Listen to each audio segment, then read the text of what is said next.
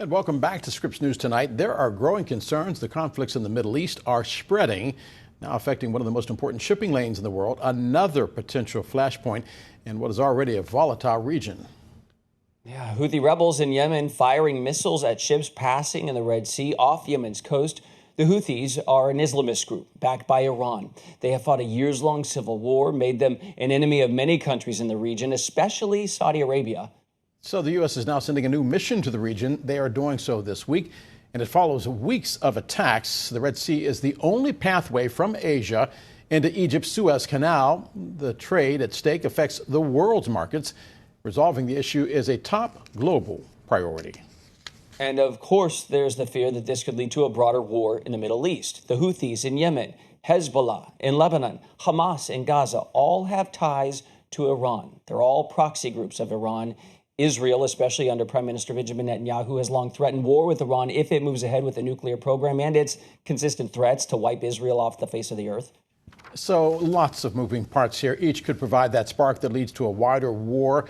Rear Admiral Mark Montgomery, retired now, 32-year U.S. Navy vet, worked as a policy director for the Senate Armed Services Committee, is now a senior director at the Foundation for the Defense of Democracies.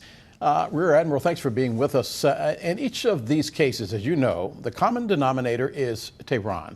Should Americans be worried that we are being pulled into another war in the Middle East?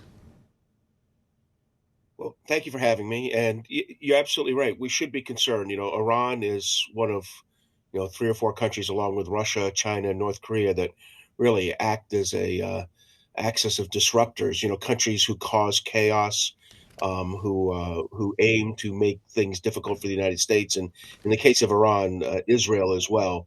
And they certainly have used their many proxy groups effectively to put a lot of pressure on Israel and on the United States. We have seen dozens of missile attacks aimed at, we are being told, the vessels that are operating in that region. Is it your opinion that the vessels are under attack, or are we under attack?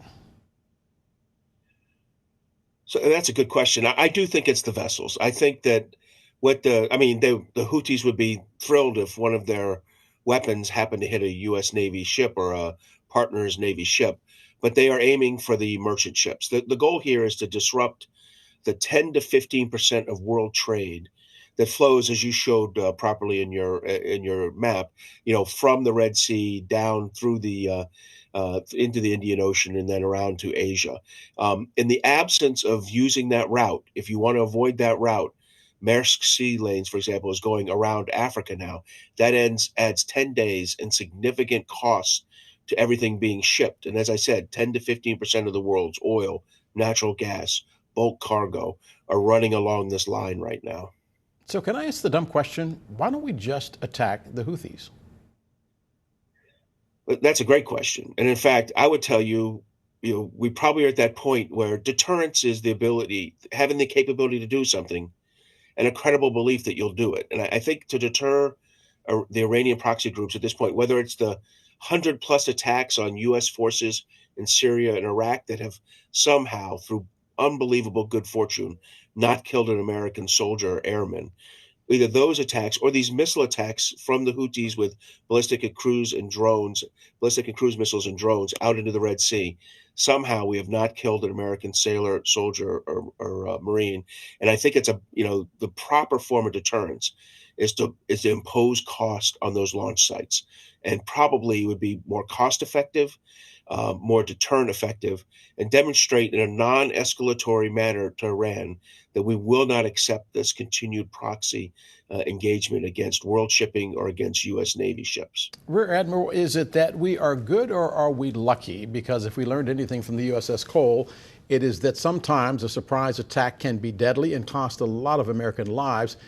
With regards to these missile attacks, that question, are we good or are we lucky? Great question. So for the land attacks, we're good and lucky. We have good air defense, but with 100 attacks, we've missed but on a number of them, but they have struck in a way that didn't kill anyone, only caused some wounds or injuries. At sea, this is a big disconnect. The systems we have on the ships are significantly better than what the Houthis can fire out there. So there's a little less luck and a little more, we're good at it. But let's be clear, it's not a good cost trade. We're shooting $2 million standard missiles at $20,000 drones. So while we are good at sea, it's costing the American taxpayer quite a bit of money. Rear Admiral, we have seen since October 7th this: Iran-backed Hamas attacking Israel, Iran-backed Hezbollah attacking Israel, Iran-backed Houthis launching missiles toward Israel, now attacking American ships and international waters. Does Iran want a war? I think Iran is testing us. They're really testing Israel right now, and they're testing us, testing our support for Israel, which the president has done a good job to date on. You know, I think he's allowed Israel the room to conduct a significant offensive against Hamas and eliminate their military capability. However, this failure to impose cost on these missile launches, whether at sea or against our ground forces in Iraq and Syria, I think we're gonna come to regret that if we don't demonstrate to Iran our seriousness to defend our forces and to defend international shipping. Would this war involve American soldiers, American sailors, or would it involve Israel launching what they have promised to do, missile strikes on Tehran, and widening this war in the United States in a very real sense, playing a proxy war once again? So first, I would hope that we can prevent escalation into a war between Iran and Israel, or the United States, Israel against Iran, either one of those. And I think the way you do it is you slap Iran back in a very specific way, in a way that says we're holding your proxy forces that are shooting us accountable. So no strikes into Iran or anything like that, but hold their proxies accountable in a very significant way and say, knock this off. I think that's also a good signal to Hezbollah to keep their rocket firing to a minimum against Israel while Israel is dealing with the problem in Gaza. But again, I think it's going to take more aggressive action by the Biden administration. I don't want to say escalate to de-escalate, but I want to say escalate to deter further Iranian proxy action. So what exactly does escalate to deter look like? I think that would be, escalate to deter to me would be, we know where these anti-ship cruise missiles and ballistic missiles and drones are being launched from in Yemen. And what we do is a very aggressive strike against 10 to 12 launch points simultaneously, eliminating that capability for several weeks at a minimum. And that's a strong signal. It says, we know where you are, we have the ability to strike you. Frankly, the cost of that strike might be less than the cost of shooting each of these drones down individually as they come out at the shipping. Escalate to de-escalate. I think we will use that one. Retired Rear Admiral Mark Montgomery. Rear Admiral, thanks for being with us tonight. Thank you for having me, Del. Chance?